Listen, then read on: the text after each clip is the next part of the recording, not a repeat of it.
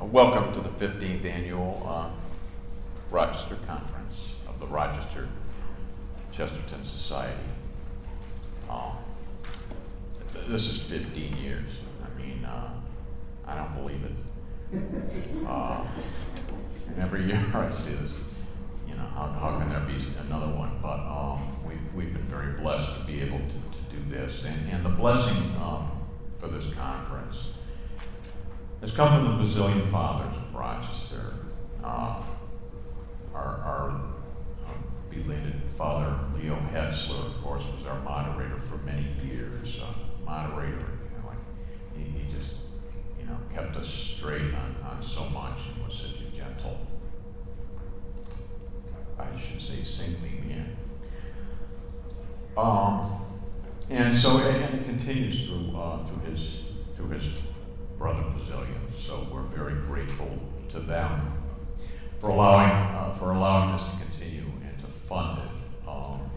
As you noted, you know, to hear a conference of such great speakers as we get would actually really cost you money anywhere else. But you know, we just ask a donation, and it's because the thing is subsidized by them, and that's the way Father Leo always wanted it. So we're very thankful to them. There are scads of people I really have to thank for all the help that they give us. You know, we work through the campus ministry office here at the college, and I have no connection with the college. They're very supportive, they're very helpful. The staff at the college and their support staff, the security people, the LACMAN, culinary services people and stuff like you know, when we deal with any of them, they're so very supportive. You know, you never feel like an outsider. They make us feel very welcome here. And then we have all our volunteers, and these are people with no name who are scattered around in here. The unknown, the unwashed, who do a lot of. I gotta watch what I say. You know, suddenly my microphone could die. Right. But you know, who help out with tables and help out with all kinds of details to make this conference work, and we're very grateful to them. As always, we're grateful to our speakers. You notice kind of the same cast of speakers sort of comes back year after year with some variations. We can't seem to shed these people. But you know. It's, you know, put up with them. What can I say? You know, remember, this is basically free. Okay. As you know, we only want the best, and we get the best. We get the best from these folks.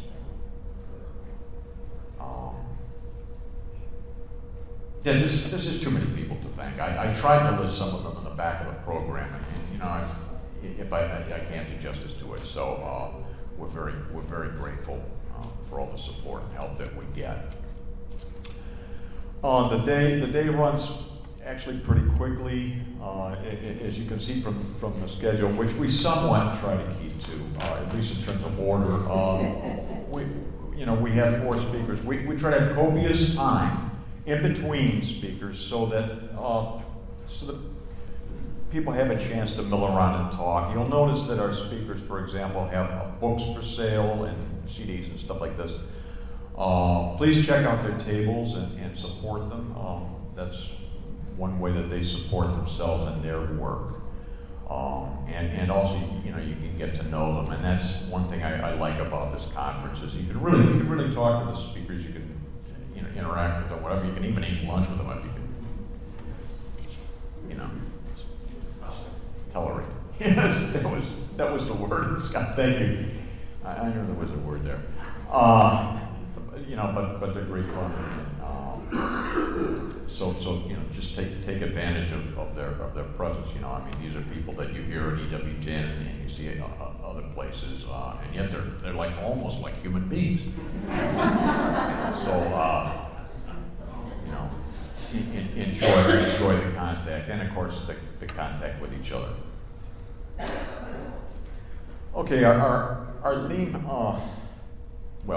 our subtitle for this conference is, God is writing straight with crooked lines, and it's from the phrase. I thought it was a well-known phrase. God writes straight with crooked lines.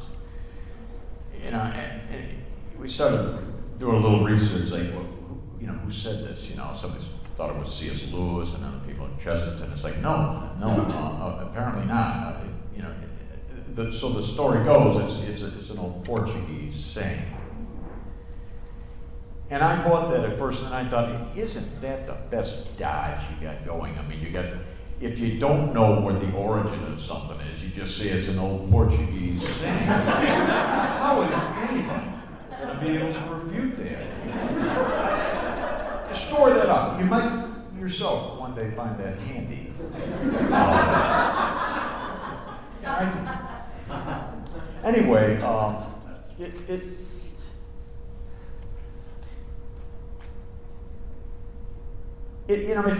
it means a number of things. God writing straight with crooked lines. I mean, in some ways, it's sort of like Shakespeare's a divinity that shapes our ends, rough hew them how we will, whatever. And it's a little bit about there's some things about conversion and conversion of heart and stuff like that. And then there's just the mystery of God's inscrutable ways, and where we look at things one way and they turn out quite another. In our own lifetimes, as we look back on events and things we thought were skewed one way and they were skewed the other. And so it's kind of it's kind of like looking at the mystery of how God works, in human life. And so we're going to see it through the eyes of. Well, we're going to see it through the eyes of Chesterton. We're kind of looking through 4 characters, and they're notorious and notable characters, fictional and non-fictional. Certainly, George Bernard Shaw, great foil, really, for G.K. Chesterton. And I can say a lot about Shaw, but our speaker is one of his favorite topics. Job. The guy who wrote the book of Job,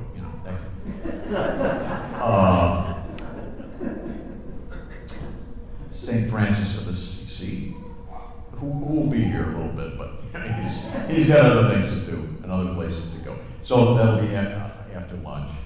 And Oscar Wilde, not exactly a tame example of God writing straight with crooked lines, but a very interesting one. But anyway, we're kind of looking through these people to that phenomenon beyond.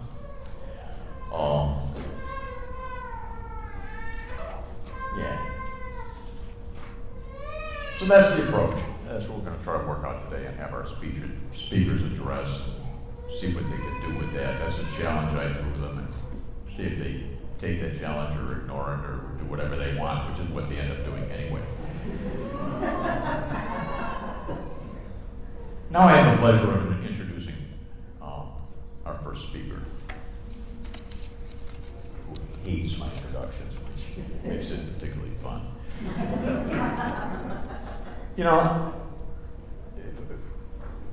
For more than a generation, really, back in that last century that we lived through, Chesterton was really not. I mean, he was basically, what would you say, forgotten, unknown, unappreciated. A few people remembered him, he's quoted maybe here and there, but nobody knew much about Chesterton. His literary legacy was just in the hands of really very few people. It was just out of the mainstream. There wasn't really much knowledge of Chesterton or awareness, certainly even in the Catholic community where there really should be. And then you start fast forwarding to like about 25 years ago, suddenly there's this upsurge of energy. There's a new awareness of Chesterton.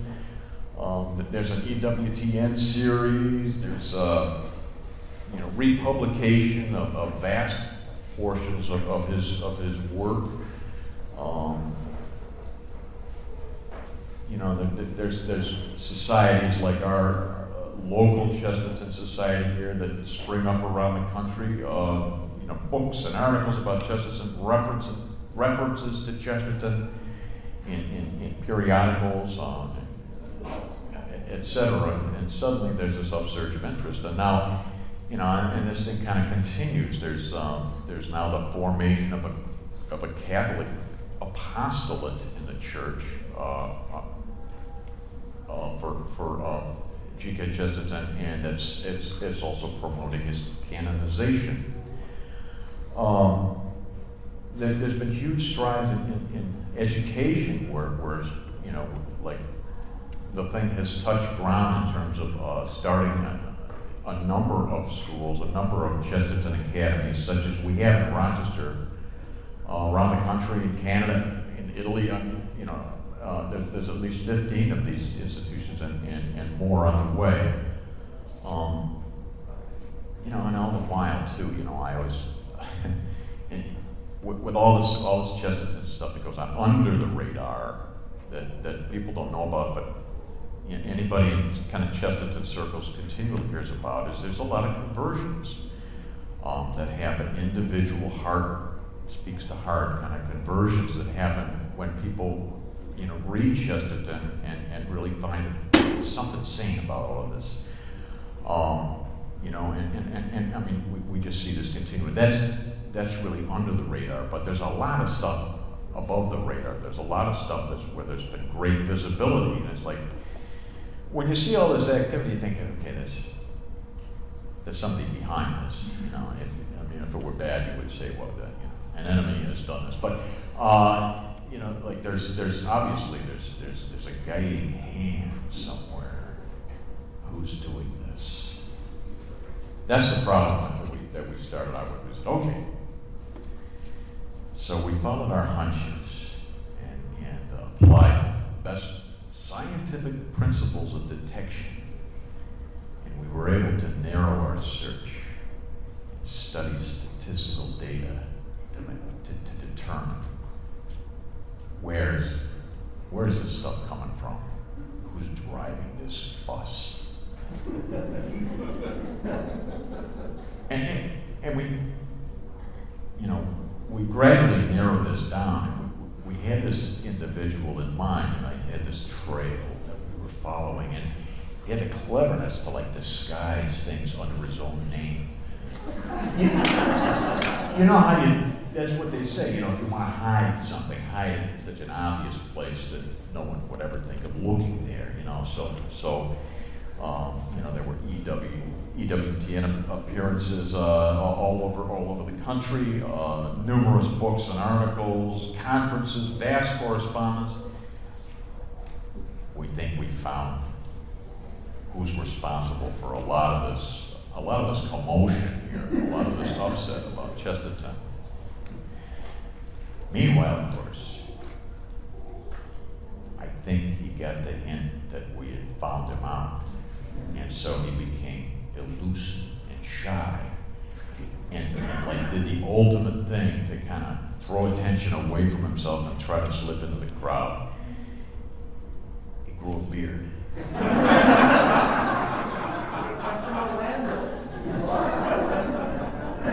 That's just my personal theory. I'm sticking to it. That's the beard theory.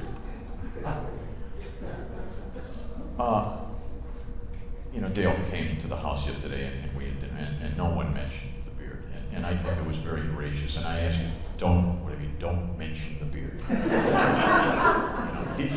It does look like the kind of beard that a man would grow out of fear.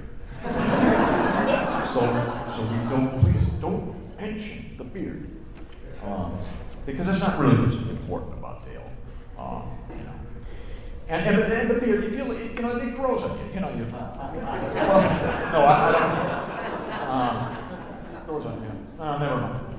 Never mind. I guess Dale, that's really enough of an introduction. I'd like to introduce the man behind the beard. Dale.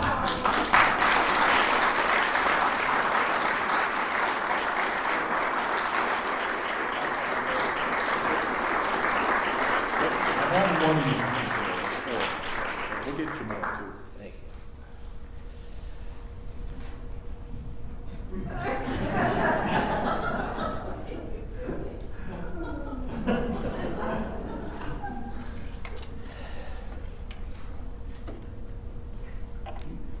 This is so stupid that I'm giving a talk on George Bernard Shaw.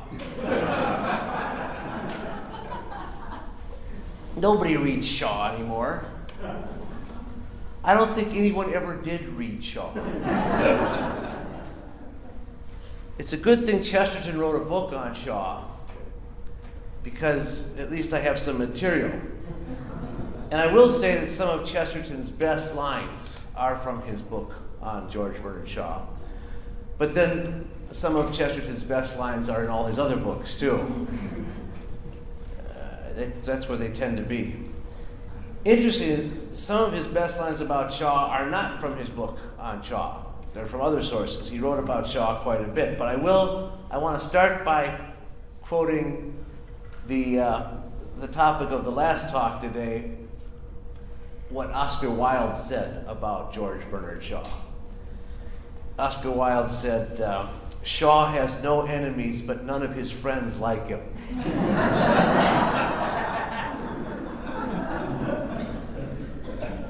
And Chesterton sums up Shaw, this was from an uncollected New Witness article, sums up Shaw with this frame.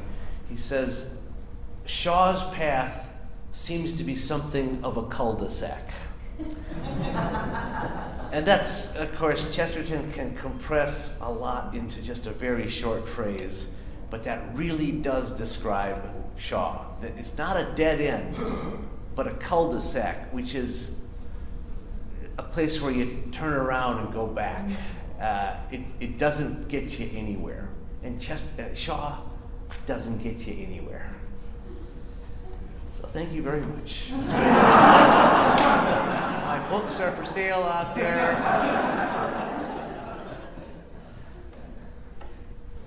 George Bernard Shaw, and of course in America we say Bernard Shaw, and he'd hate that. That's great.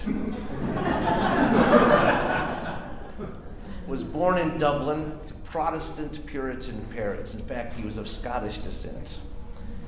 His mother left his father when Shaw was 16 years old for a lover and moved in with her lover in London. Took Shaw's sister with her, and the sister became a music hall performer. Shaw finished school in Dublin. He hated school, and he worked in a real estate office, which he also hated. And it's probably where he started hating capitalism, because he worked in a real estate office. Interestingly enough, Chesterton's father worked in a real estate office. That was the family business. But Chesterton understood that there's this value in property, but the commercial world thinks in terms of real estate rather than in terms of property. And Shaw became an enemy of property. And then he went to London, and through very, very hard work, established himself as a writer. He was first a failed novelist, wrote 5 novels that did not sell, then got started as a dramatic critic for the newspapers, and then started getting his plays produced and became a very successful playwright. One of the most celebrated writers of his time. He won the Nobel Prize for Literature in 1925. His plays include Arms and the Man, Candide, Mrs. Warren's Profession, St. Joan, Man and Superman, and then Pygmalion, which is what My Fair Lady is based on. Along with Beatrice and Sidney Webb, Shaw founded the Fabian Society, which was dedicated to transforming Britain into a socialist state, not by revolution, but by progressive legislation and using the tool of education. What an insidious man. While Chesterton was considered a controversialist, Shaw was considered a polemicist. Gloves off all the time. and always taking the most controversial view on something that he could. He was infamously criticized for comparing himself with Shakespeare, and actually criticizing Shakespeare and insinuating that he himself was the better playwright. In about 1905, a writer for the Daily News talked about Shaw's comparison with Shakespeare, because everybody was then at that time comparing the two, and this writer named Lucas Swaby said, a much more interesting comparison would be Shaw and Chesterton. Mr. Shaw is an autocratic socialist of the red tie order. Mr. Chesterton, a democratic autocrat of the fiercely benevolent type. Mr. Shaw wildly gesticulates our attention to himself and then attempts to force upon our conscience the immeasurable superiority of his works. Mr. Chesterton, at the conclusion of a dazzling, brilliant pulpit oration, can maintain his composure as he refers to the Apostle Peter as just an ordinary man like myself. In a printed debate, a back and forth debate that went on in the newspaper, The New Age, that involved Shaw and Wells and Belloc and Chesterton and some other now forgotten writers. That is when Shaw came up with the term the Chester-Belloc to compare, to maintain that Chesterton and Belloc were not two individuals, but were one four-footed beast. That they were indeed just one person. But in that same exchange, one of those forgotten writers, whose name I've forgotten, maintained that there was something connected between Chesterton and Shaw, and he came up with the Chester-Shaw.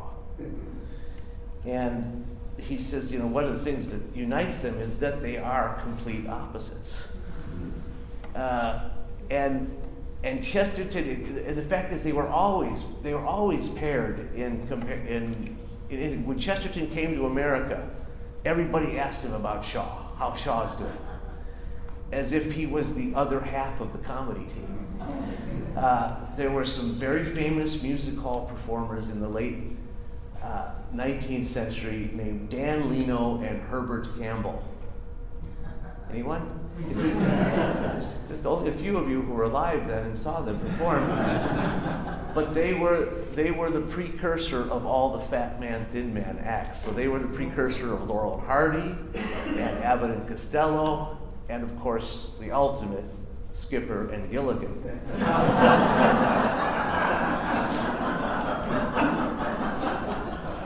Doesn't get any better than that.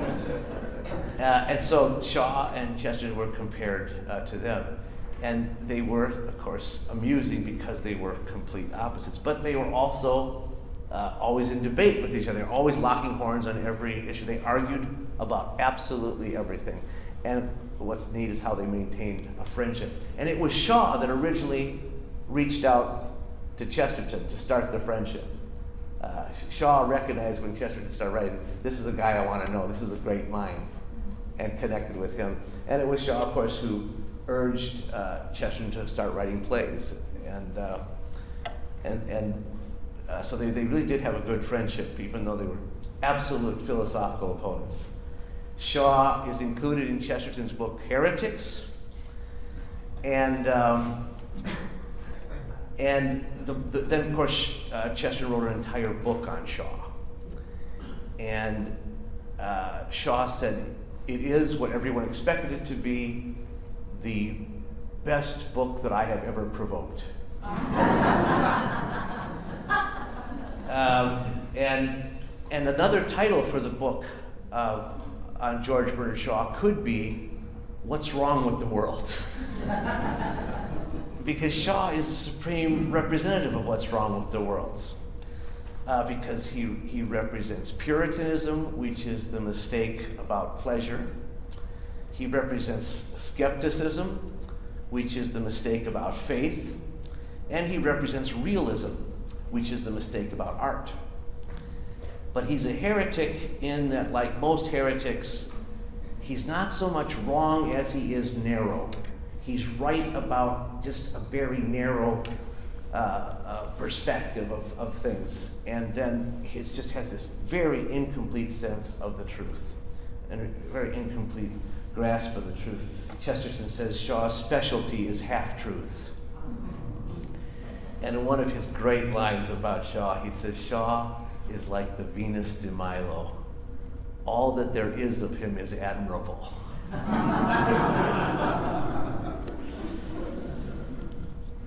It was a good year. It's good. All right. Shaw, where he especially falls short, of course, is in his understanding of Christianity. And ironically, he criticized, Chesterton, he talked about the faith and argued about it, but Shaw criticizes Christianity because it has this desire for eternal life, and he considers that selfish. And yet, ironically, Shaw did everything he could to preserve his own life.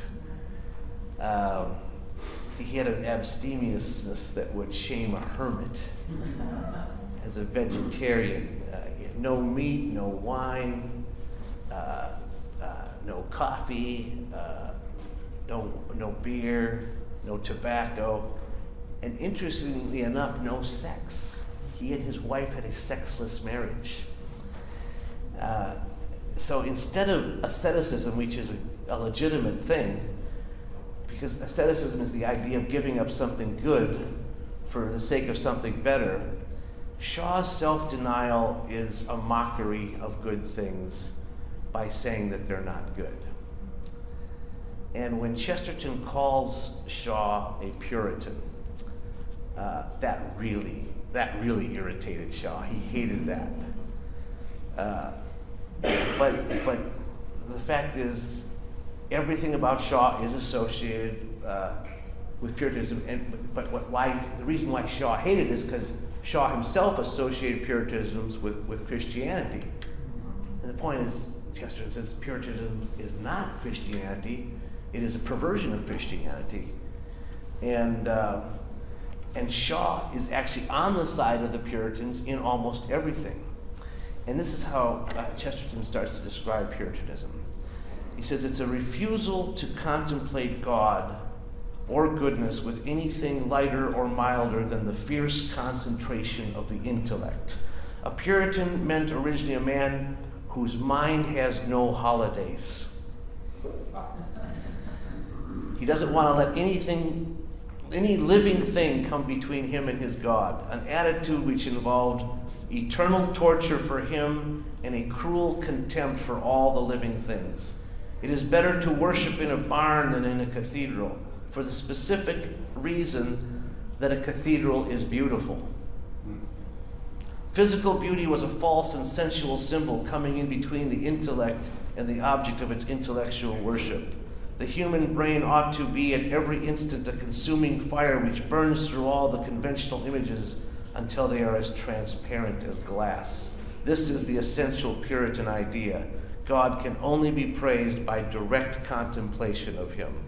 You must praise God only with your brain. It's wicked to praise him with your passions or your physical habits or your gesture or instinct of beauty. Therefore, it's wicked to worship by singing or dancing or drinking sacramental wine or building beautiful churches or saying prayers when you are half asleep. We must not worship by dancing, drinking, building, or singing. We can only worship by thinking. Our heads can praise God, but never our hands or feet. That is the true and original impulse of the Puritans. And Chesterton points out that Shaw was born into this barbarous external simplicity. That's what formed him. And that's what he rejected his upbringing, but the Puritanism actually stayed with him. He was never a frivolous man. He never gave his mind a holiday. He has wit, but he does not have humor.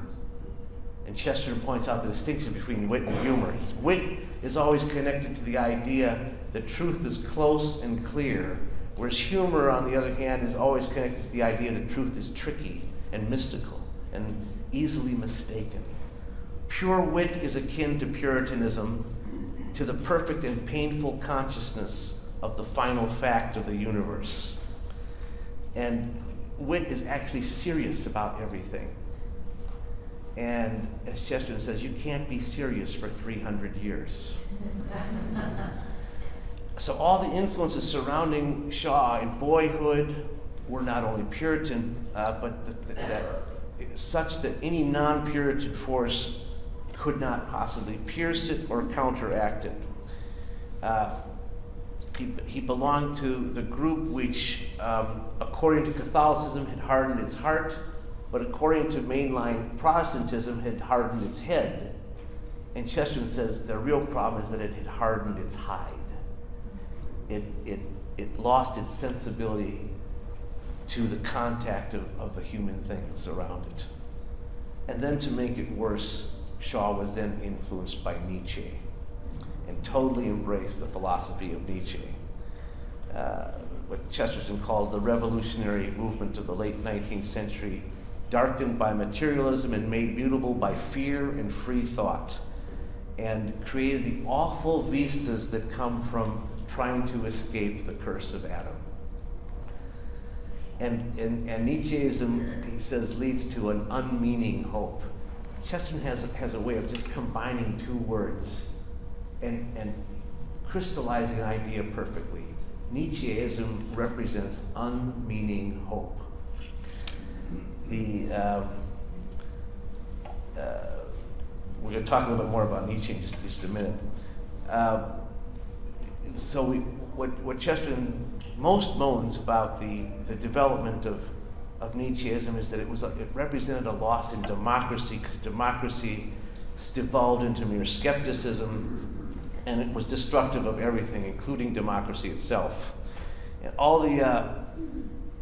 the new movements that came along at that time just used very stale rhetoric, talking about things like the higher life, and Shaw just put himself on the side of every modern movement that came along. Feminism, socialism, internationalism, scientific materialism, and of course skepticism. And Chesterton points out you can't be a universal skeptic. It's impossible. He says it's such slow work. Because you have to doubt everything. To be a true skeptic, you have to doubt everything. And it's impossible because you have to affirm something in order to doubt everything else. You have to stand on some firm ground. Otherwise, you fall through floor after floor of a bottomless universe. And he says that you have to be orthodox on most things just so that you can preach your own heresy. And he says no skeptical philosopher can ask any questions that cannot equally be asked by a tired child on a hot afternoon. Why do I have to do that? Shaw imagined himself as one who was destroying illusions, but Chesterton says all he's doing is trying to destroy ideals. And he says, in his book on Shaw, it has an introductory paragraph on the title page or after the title page. Most people say they either agree with Shaw or they don't understand him. I understand him and I don't agree with him. And in the book he says, I hear many people complain that Bernard Shaw deliberately mystifies them. I cannot imagine what they mean. It seems to me he just deliberately insults them. Because Shaw just offers alternative explanations for everything. And they're not believable, they're not normal, but they're also not original with Shaw. He gets them all from the German philosophers. First from Schopenhauer and then from Nietzsche. And comes up with this idea called the will to live. And Chesterton says, the will to live is a phrase invented by Prussian professors who would like to exist if they could.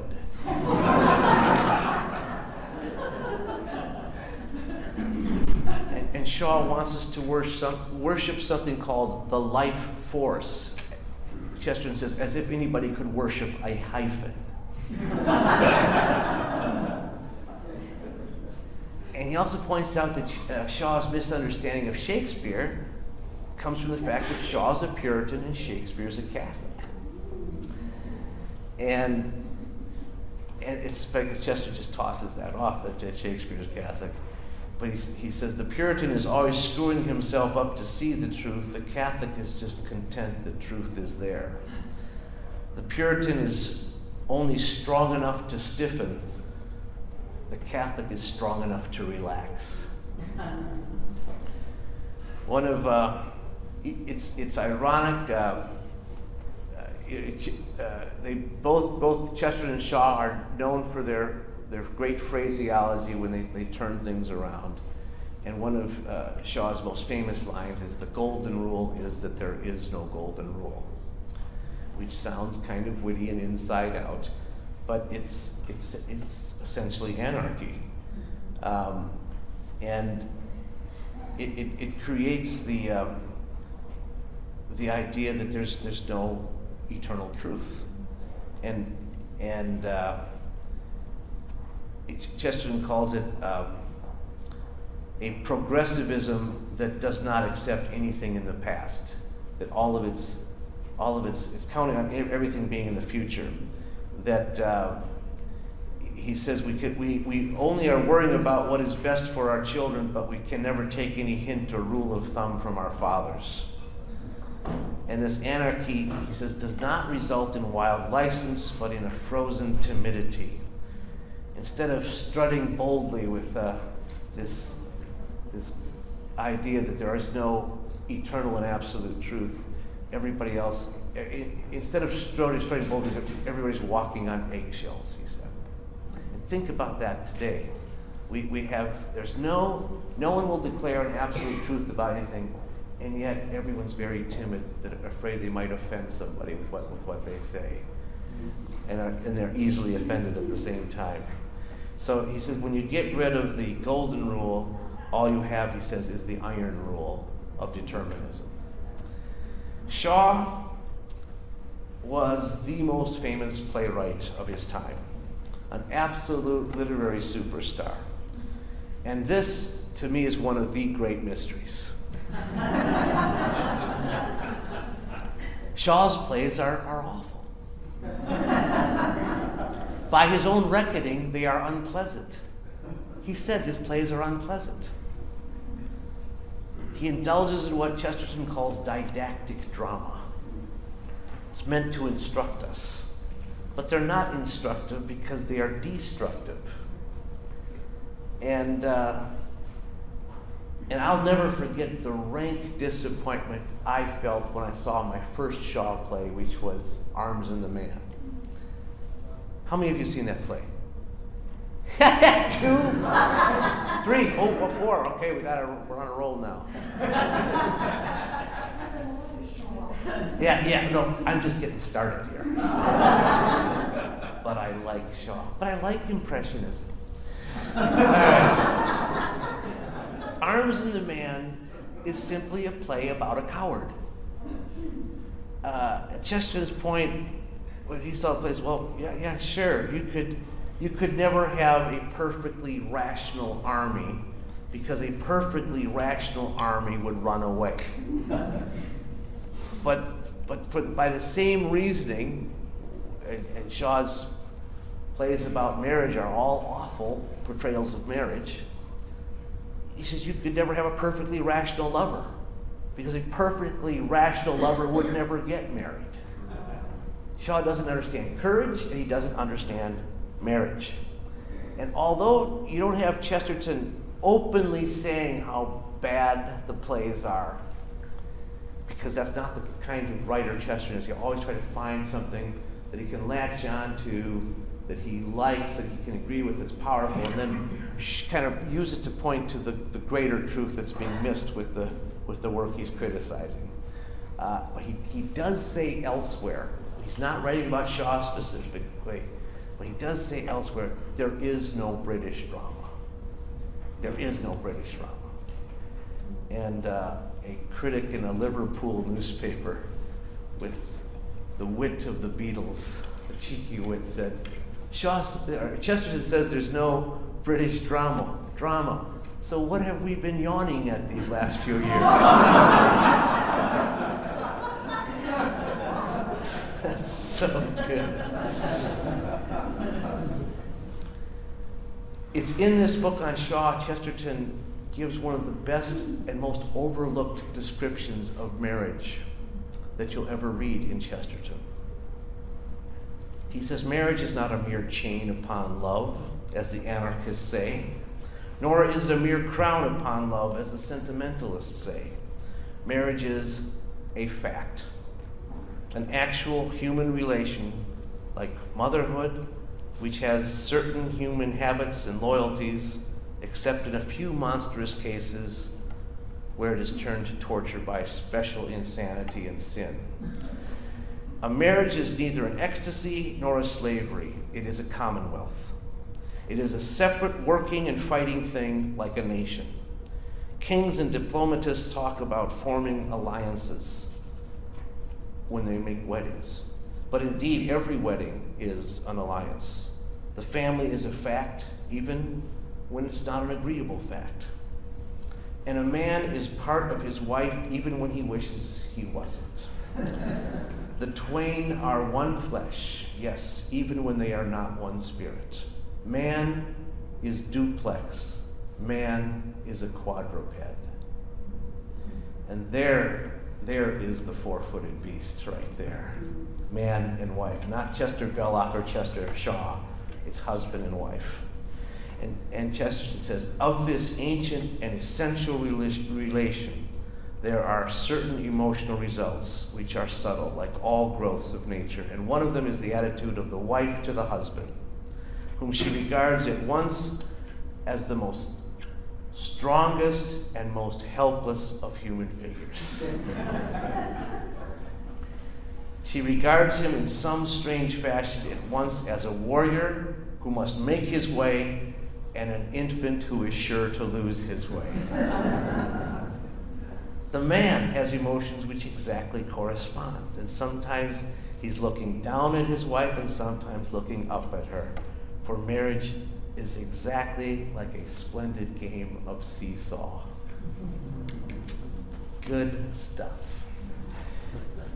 And Chesterton says you can't portray a good marriage on stage because it's such an ongoing thing.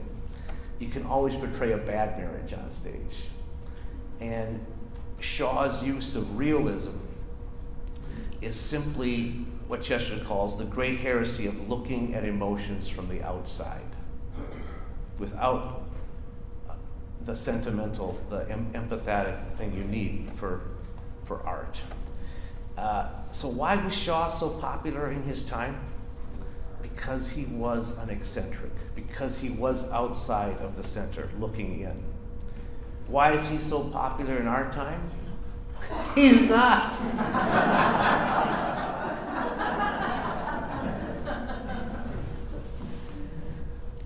But one of the reasons he's not is because there are too many eccentrics now.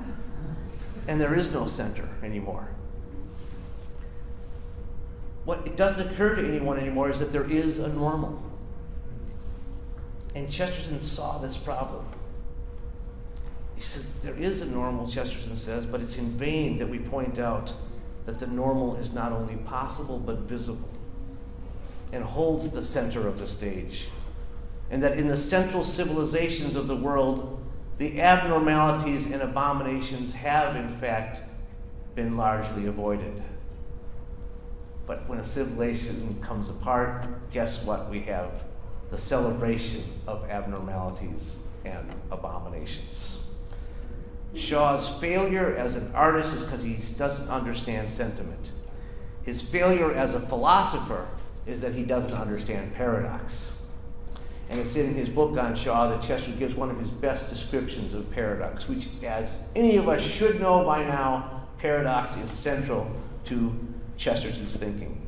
He points out that the Greek word itself means a truth that is received against opinion. So something that goes against our expectations. But in the more modern use of the word paradox, it's the idea of two truths that contradict each other but are both true. And the best examples, of course, come from that book that has things in it like the first shall be last and the last shall be first. And you have to lay down your life in order to save it. And a virgin shall give birth. What's the name of that book?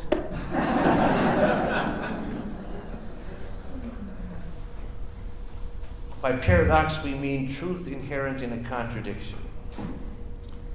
And Shaw is almost entirely without paradox, says Chesterton. He cannot even understand paradox. And more than this, paradox is about the only thing in the world he does not understand. All of his splendid vistas and startling suggestions arise from carrying one clear principle further than it has yet been carried. But his madness is all inconsistency, not in inconsistency, which is what the contradiction of the paradox holds. Shaw does not understand the unavoidable paradox of childhood, that although this child is much better than I must teach it. Although this being has much purer passions than I, yet I must control it. Shaw does not understand Christianity because he will not understand the paradox of Christianity, that we can only really understand all the myths when we know that one of them is true, which is the whole thesis of the book, The Everlasting Man. He cannot understand life because he will not understand contradictions and not accept its contradictions. He understands everything in life except its paradoxes, especially the ultimate paradox, that the very things we cannot comprehend are the things that we have to take for granted. In other words, faith. You have to accept certain things on faith because you cannot comprehend them and you never will. But faith fills that void, and then everything else can make sense. But faith precedes reason. Just like in a mathematical equation, we start with an assumption that we cannot prove. Chesterton says you can't prove your first statement, otherwise it's not your first statement. And when we say we take something for granted, that implies thanksgiving. You have to have faith and you have to have thanksgiving. Accepting something is done with thanksgiving.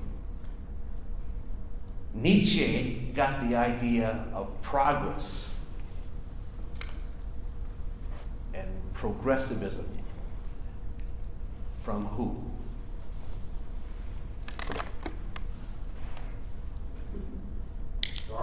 Darwin. Good answer, and the right answer. So Nietzsche's philosophy is based on Darwinism. And it led to the idea of what? Superman.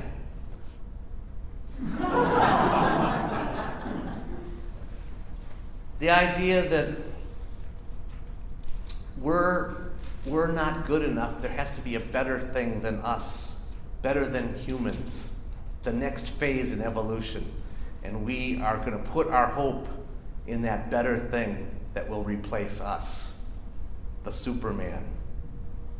But that led Shaw to embrace the Nietzschean idea of the Superman and the practical thing called eugenics, that we must start breeding better people. An idea that was embraced by who? Yeah. Chesterton says the idea of producing superior human beings by the methods of a stud farm is, of course, reprehensible. But it would be to any normal person who takes a normal view of love and marriage and creating a family. But of course, we have separated sex from life and sex from love. And for Shaw, sex was really purely utilitarian. And of course, that is what reproduction now is considered as something purely utilitarian. And of course, we've kept God out of the equation and out of the discussion completely. You may have a bold atheist proclaiming that there is no God, but there's no one allowed to make a counter argument. Chesterton says, "You are free in our time to say that God does not exist. You are free to say that he exists and he's evil.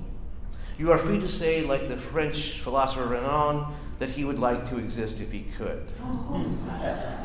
You may talk of God as a metaphor or a mystification. You may water him down with gallons of long words or boil him to rags of metaphysics. And it's not merely that nobody punishes, but nobody protests. But if you speak of God as a fact, as a thing like a tiger, as a reason for changing one's conduct, then the modern world will stop you somehow if it can. We are long past talking about whether an unbeliever should be punished for being irreverent.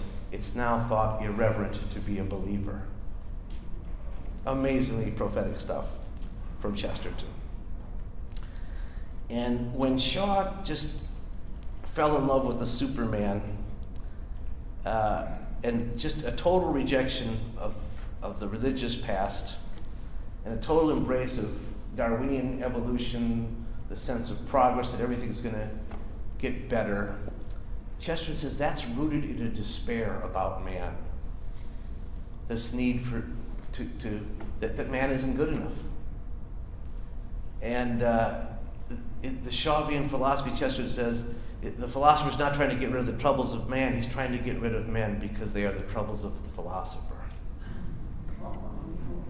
And what they reject is simply the old Catholic philosophy of man, which is founded in the idea of resurrection, of redemption, of being restored to our whole selves that we have lost. For Chesterton represents faith, hope, and charity. Shaw represents doubt, despair, and selfishness. Shaw says, "Blessed is he who expecteth nothing, for he shall not be disappointed." Chesterton says, "Blessed is he who expecteth nothing, for he shall be gloriously surprised."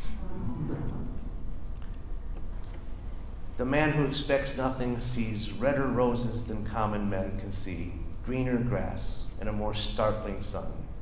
Blessed is he that expecteth nothing, for he shall possess the cities and the mountains. Blessed are the meek, for they shall inherit the earth. Until we realize that things might not be, we cannot realize that things are. Until we see the background of darkness, we cannot admire light as a single and created thing. As soon as we have seen that darkness, all light is lightning, sudden, blinding, and divine. Until we picture nonentity, we underrate the victory of God and can realize none of the trophies of his ancient war. Lovely stuff. In his conclusion to his chapter on Shaw and heretics, Chesterton says that Shaw's great defect is that he is not easily pleased. He has no hope in man. That's why he's hoping in the Superman. And that's why he embraces things like eugenics. He wants the great man. He's not happy with the baby. He wants to throw out the baby and create a new baby, a better baby. Shaw, he says, cannot understand the thing which is valuable and lovable in our eyes. It's man, that old beer-drinking, creed-making, fighting, failing, sensual, respectable man. And the things that have been founded on this creature immortally remain. The things that have been founded on the fancy of the Superman have died with the dying civilizations which give them birth. When Christ, at his symbolic moment, was establishing the great society, he chose for its cornerstone neither the brilliant Paul nor the mystic John, but a shuffler, a snob, a coward, in a word, a man. And upon this rock he built his church, and the gates of hell have not prevailed against it. All the empires and the kingdoms have failed because of this inherent and continual weakness, that they are founded by strong men upon strong men. But this one thing, the historic Christian church was founded on a weak man, and for that reason it is indestructible.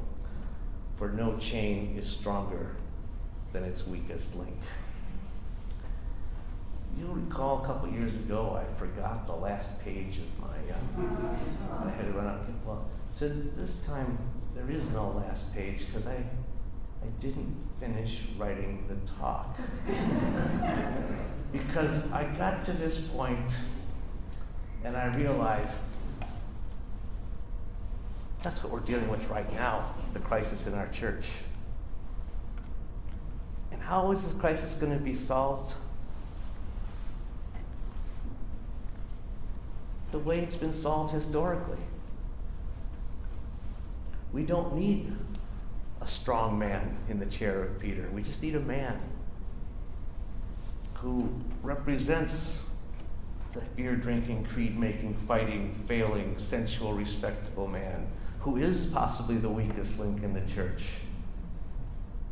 It's up to us as lay people to be strong. We don't depend on someone else to be Catholic for us. We have to be Catholic ourselves.